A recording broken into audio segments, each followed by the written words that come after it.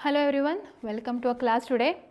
So today we are going to understand about how the CPC sections and orders are interlinked with each other. So this would be very beneficial for understanding CPC if we understand properly in what stages, what all different stages have been given, what is the basic trial level, then what is the appeal level, what is the execution level. If we understand in this manner, then it will be very easy. So we already know that CPC is divided into sections and orders, right, both. In such cases, what we have to do? Let us understand them with the help of a procedural flow chart.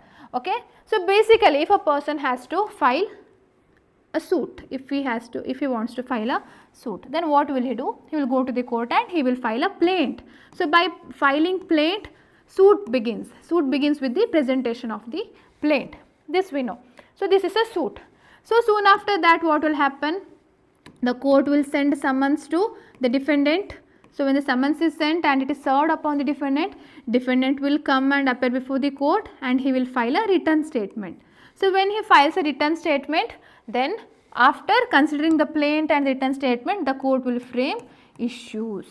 After issues have been framed, then next stage is the evidence stage. So there is also a settlement stage, but I am not mentioning, but generally please understand, when there is an evidence stage, this is an evidence stage. So both the plaintiff evidence and plaintiff witness evidence and the defendant's witness evidence will be done, and later it will go to the argument stage. When the arguments are over from both the sides, the court will give the judgment, right. This is the normal procedure. If the judgment, it's on a paper, if it has to be enforced, then again we have to file an execution petition. Okay. So that process is somewhere you need to execute, you have to enforce the judgment, right. So you need to go for an execution, and here again several procedures are there. What petition, what are the modes of execution, and in which court you are going to file. So many procedures we can see it here. So that is a separate thing.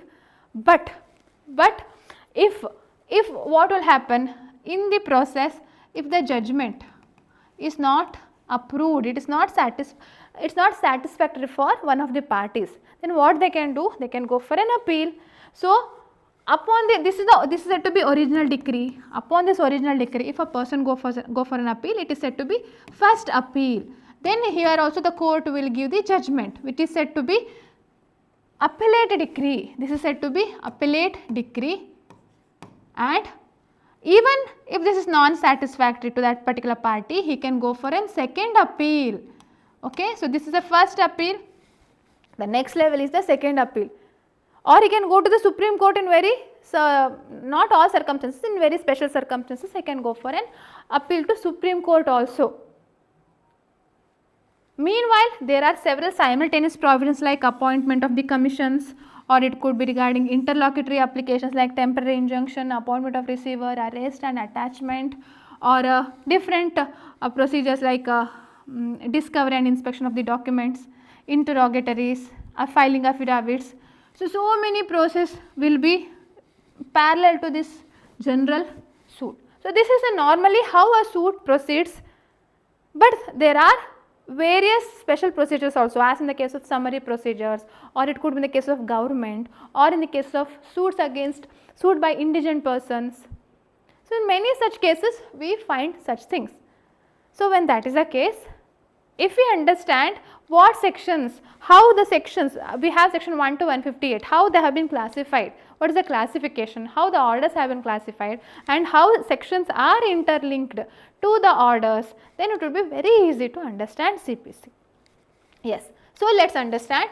So basically how the suits, generally the suits, like what is the format, how the suits are there. So first of all, section 9 to section 35B, they speaks regarding general nature of the suits.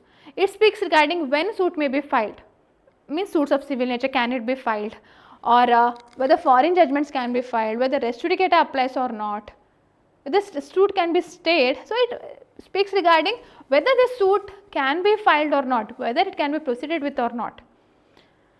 Then it comes to then the sections are relating to pecuniary and territorial jurisdiction and also with reference to transfer of suits. So, there we can find section 15 pecuniary jurisdiction, section 16 to section 21 up to territorial jurisdiction, then section 22 to 25 transfer of suits, it speaks regarding that. The next, how shall suit be filed? How will you file a suit? What is the procedure? So, one section we have, but along with that we also need to study order 1 to 4, order 6 and order 7. Order 6 and 7 relate to pleadings and plaint. Order 1 to 4 speaks regarding parties, recognized agents and pleaders, frame of suit, etc. So, it shows how a suit has to be filed. Then the next stage is how after filing what will happen. There will be summons, written statement, so many things are there, right. So, section 27 to section 35B up to judgment and imposing costs. So, we also have order 5, order 8. Order 5 relates to summons to the parties. Order 8 relates to defense like defendant's written statement. So, likewise right from order 8, 9, 10, 11, 12, 13, 14 up to order 20A, that is regarding costs which can be imposed, or section 27 to 35B. So, up to section 35B we see that generally how the suits will be filed and disposed, till there we can see. Then after 35B we can see there is an execution, how a judgment will be executed, how a decree is executed basically. So, even execution is a kind of a petition. So, we need to know general rules regarding execution and the procedure. So, we have two cases where the general rules need to be known and also the procedure need to be known. So, when it comes to the general rules, which are the courts, executing courts, then what are the limitations on such execution, who could be the parties to the execution, these all we can see. And when it comes to how execution procedure is being done, section 51 to section 74, and that too we can classify as mode of execution. We know that execution can be done in different ways like arrest and detention, attachment, sale, distribution of proceeds, or if a person is being resisted to execute, then what will happen? Section 74 speaks regarding that. So, all these up to section 36 to section 74 relate to execution along with order 21. We also need to study order 21 as well. So, this is somehow after judgment what will take place in order to enforce that decree. But if a judgment is not proper or due to some reasons they want to go for an appeal, then we see there are several provisions regarding this. Basically, we have appeal from original decree, appeal from appealate decree. So, this is the first appeal and this is second appeal. We have section 96 to 99A along with order 41. For second appeal, we have section 100 to section 103, that is order 42. Then comes appeals from orders section 104 to 106 and order 43. We also have order 44 as appeals from indigent persons as opposed to suit from indigent persons, that is order 33. Appeals from indigent persons is order 44. Then powers of appellate court section 107 to 108 we have. Appeal before Supreme Court section 109 to 112 and order 45. Okay. So, these order 41 and 43 are the most important parts which are usually being asked in the examination. Then part 8, this also, so see in such cases where appeals are not allowed, appeal is not an inherent right. So, that is why in some cases appeals are not at all allowed. Then what else? So, we can go for reference, review or revision. In different, they have certain grounds, only on those grounds a person can go for an appeal, go for these matters. So, reference section 113 order 46, review section 114 order 47, revision section 115, right. Okay. So, this is other provisions which we can neglect, but still section 116 to 120 speaks regarding high courts other than Court of Judicial Commissioner, and section 121 to 131 special provisions relating to rules. So, these two can be neglected, but whereas part 11 miscellaneous provisions what we have, they are important. Section 130 to 158, they usually speak regarding caveat, enlargement of time, inherent powers of the court and many such things. So, we need to know this part, this is also very, very important. Okay. Yes. So, this is one such thing like how CPC has to be understood with reference to sections. Then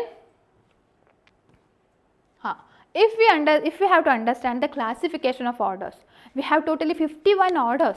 How do we remember those? But if we understand the basis on which they are classified, then it would be easy to a certain extent. So, basically as we have seen in the sections part, we also have the same thing here. See, general procedure for suits, order 1 to order 20A, what do we have? See here, again we can classify them, sub-classify them as, this totally speak regarding how suits have to be filed generally. Up to 9, order 1 to order 9, it speaks regarding how the parties have to be, how they have to come to the court, like what should they file pleadings, how should they defend, what will happen if they do not come to court. These things are being stated in order 1 to 9. Then order 10 to 14, what do we have? How the issues are being framed, those things we can see, and how documents can be gathered, they can be discovered, how they have to be produced, all such things can be seen here. Then after that, regarding evidence, trial of issues, trial in the sense they will take up evidence. After evidence, what will happen? After evidence and arguments, order 2020A, they speak regarding judgment and costs, right? We have judgment and costs here. So, this is also one such thing. Then comes execution, as we have section 36 to section 74. We have here order 21, which is the longest rule, which consists of 106 rules. Longest rule in the entire CPC, that is execution. So, it completely speaks regarding how what types of execution petitions, how can they be affected, and so many things is spoken here. In next category, order 22 to 26, they generally speak about, see, suppose a suit is being proceeded, sometimes what happens, it won't proceed like a general suits, but some special procedures could have been done. It could be because of death, or some party may withdraw the suit, some may go for the compromise, some may ask for costs, some may ask for commission. So, some special procedures could be implemented here, which are given here. So, order 22, it speaks regarding abatement of suits basically. Order 23, withdrawal of suit and compromise of suit. Order 24 and 25, it speaks regarding interim provisions on claims and costs, and order 26, it speaks regarding commission. Okay? Yes. Then see, right from section order 27 to order 37, we have a whole set of special kinds of suits. They require a special procedure rather than the original or ordinary procedure. Best examples are government suits, indigent person suits, minor suits, or summary suits. These are 4 important types of suits which require a special consideration. Apart from that, we also have different kinds of suits, like suits relating to legal persons. It could be corporations, firms and trusts, or it could be regarding other suits like mortgage property. We also need to know interpleader suits. Those are also very important. We need to know that. Okay. So, entire 10 orders are pertaining to special suits only. Then interim procedure. This is the most important portion. Many a times they will ask in every kind of examination. So, order 38 is regarding arrest and attachment before judgment. Order 39 is with respect to temporary injunction, and order 40 is with respect to appointment of receiver. So, this is related to section 94 and 95 in the section part. Then comes the appeal. So, proceedings against judgment, order 41 and 47. So, order 41 and 45, they speaks regarding appeals, order 46 reference, and order 47 review. Okay. Among this, order 41 and order 43 are very important. Then comes the other provisions, order 48 to order 51. So, they are like miscellaneous provisions. Order 48 is with respect to miscellaneous provision.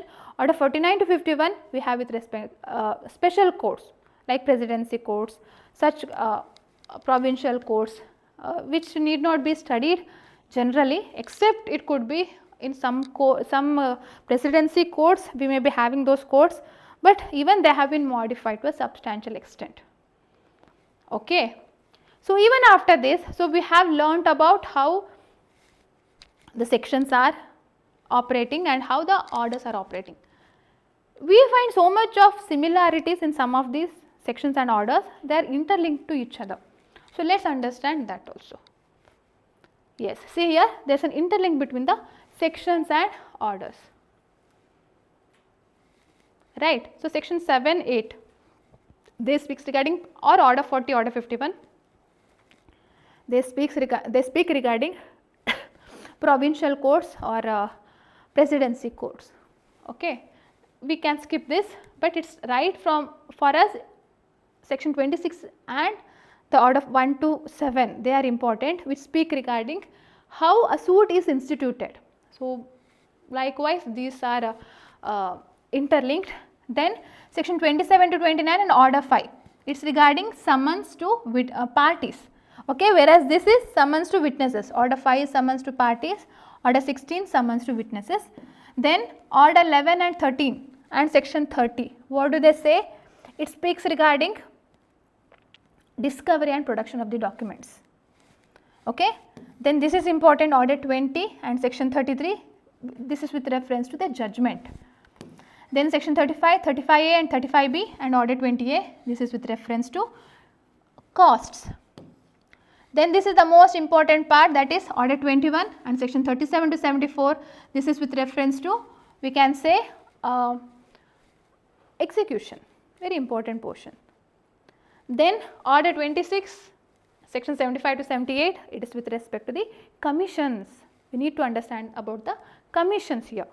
Order 27, section 79 to 82, they speak regarding suits by or against the government or the public servants. Order 35, section 88 deals with the interpleader suits. Then section 89, order 10, rule 1A and order 23, they speak regarding settlement, okay, settlement and compromise. Section 90 is and order 36 is with reference to the friendly suits.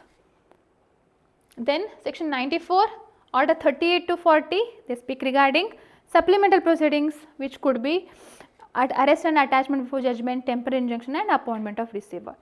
Then section 96 to 112, order 41, 43 and 45, they are with reference to the appeals. Then section 113 and order 46, they are with reference to reference. Section 114 and order 47, they are with reference to revision.